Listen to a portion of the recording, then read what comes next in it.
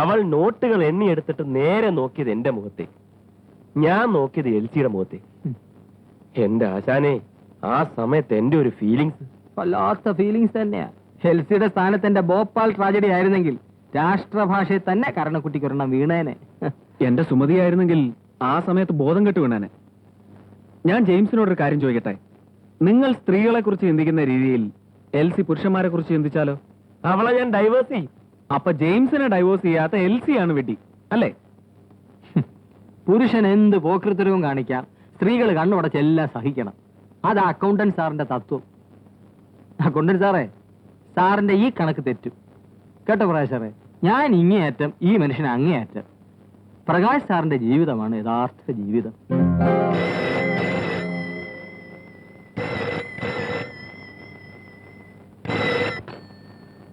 Hello. ബാങ്കിൽ വിളിച്ചാൽ വന്നിട്ടില്ലെന്ന് കള്ളം പറയും. ഇങ്ങോട്ടൊന്ന് വിളിക്കാൻ മനസ്സുമില്ല. പിന്നെങ്ങനെയാ ഞാൻ ആ ശബ്ദം ഒന്ന് കേൾക്കുക? Wrong number.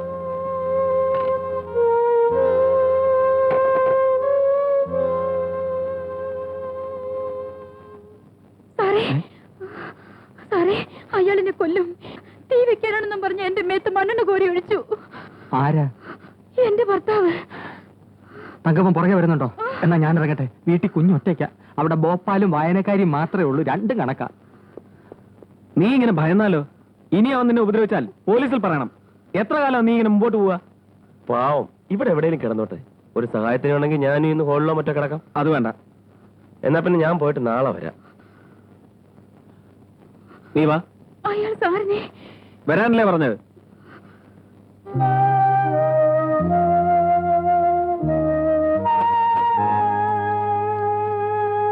നടക്ക്.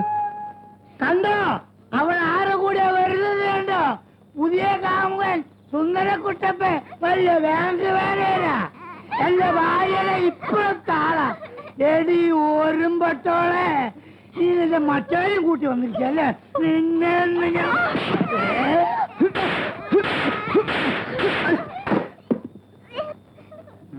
ഇനി അവളെ നീ ഉപദ്രവിച്ചാൽ നിന്റെ അവസാനം സെൻട്രൽ ജയിലിലായിരിക്കും.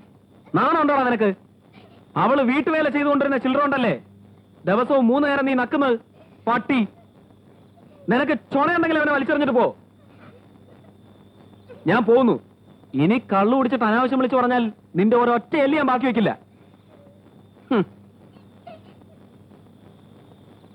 എന്താ മാന്യന്മാര് നോക്കി നിൽക്കുന്നത്?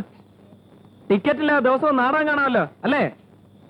ഇവനവളെ മണ്ണെണ്ണ ഒഴിച്ച് കത്തിച്ചാലും നിങ്ങളൊക്കെ ഷണ്ണന്മാരെ പോലെ നോക്കി നിൽക്കും. എന്നിട്ട് പത്രക്കാര് ഫീച്ചർ തയ്യാറാക്കാൻ വരുമ്പോ പൊടിപ്പും തൊങ്ങലിട്ട് എല്ലാം വിവരിച്ചു കൊടുക്കും. നാട്ടുകാര്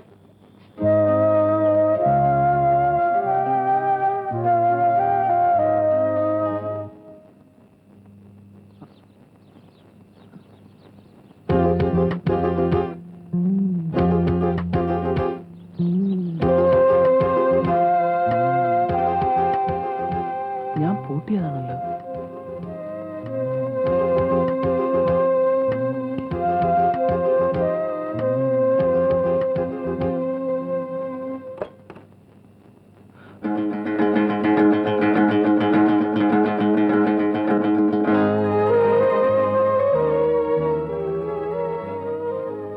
ഞാൻ എങ്ങനെ പൂട്ട് തുറന്നെന്നായിരിക്കും ആലോചിക്കുന്നത്. ഏത് പൂട്ടും തുറക്കാൻ എനിക്ക് കഴിയും. ഇത് കുറച്ച് കടന്നുപോയി. രേണുക ഒരിക്കലും ഇവിടെ വരാൻ പാടില്ലായിരുന്നു.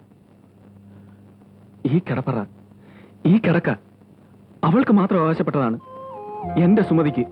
ഞാൻ പറഞ്ഞു കഴിഞ്ഞല്ലോ, സുമതിയിൽ നിന്ന് ഒന്നും തട്ടിയെടുക്കാൻ എനിക്ക് ഉദ്ദേശമില്ല. അവരുടെ സ്ഥാനം എനിക്ക് വേണ്ട. പക്ഷേ എനിക്ക് എന്റേതായ ഒരു സ്ഥാനം വേണം താനും. രേണുക പോകൂ പ്ലീസ്. It's over. എന്നെ സംബന്ധിച്ചിടത്തോളം അതൊരു തെറ്റ് മാത്രമായിരുന്നു. ഒരിക്കലും ഞാനത് ആവർത്തിക്കില്ല. ഈ വീട് എനിക്ക് വലുതാണ്, എന്റെ കുടുംബം എനിക്ക് വലുതാണ്. എന്റെ സ്വപ്നങ്ങൾ എനിക്കും വലുതാണ്. കാത്തിരുന്ന് കിട്ടിയ നിധി ഏതെങ്കിലും ഭൂതം ഉപേക്ഷിക്കുമോ? ഞാനൊരു ഭൂതം. an interesting thought അല്ലേ?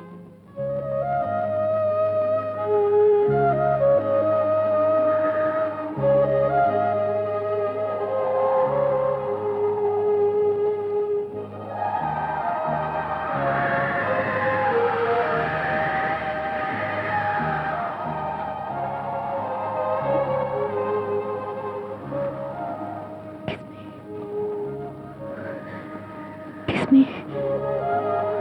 Please.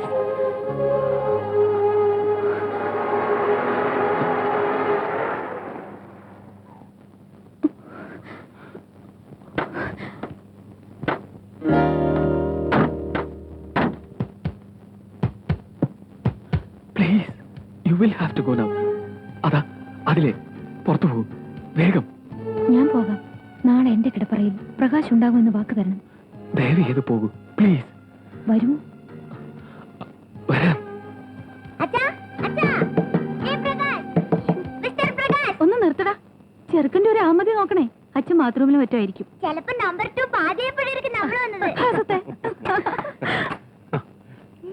ആ ദാ തന്റെ മോനെയും ഭാര്യയും ഭദ്രമായി തിരിച്ചേൽപ്പിച്ചിരിക്കുന്നു. ഒരു ദിവസം മുമ്പേ 2 ഏക്കർ പുരയിടത്തിന്റെ ആധാരവും ഇവിടെ കൊണ്ടുവന്നിട്ടുണ്ട്. ഓ, പ്രകാശ് ചേട്ടന്റെ അരത്തിക്കുന്തം എന്നെ കുറച്ചൊന്നുമല്ല പാടുപെടുത്തിയത്.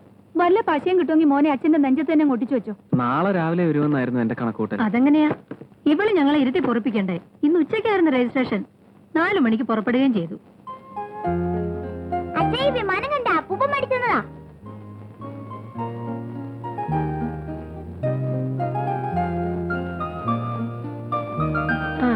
മോർണിംഗ് വാ, അമ്മ പോയി ഡ്രസ് മാറ്റട്ടെ.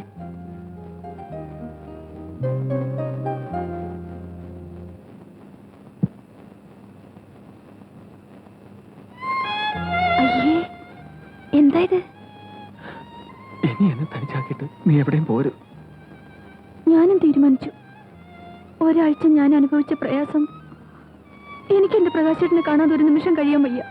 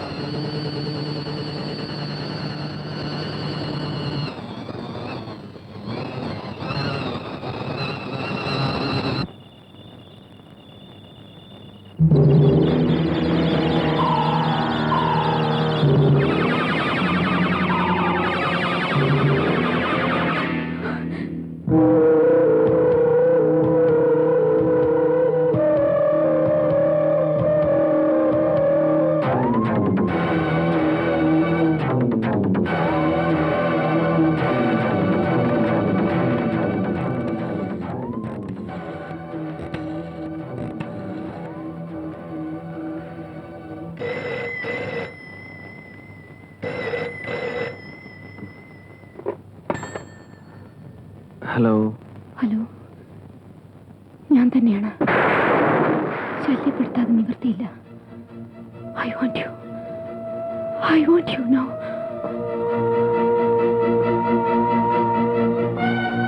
ഹലോ,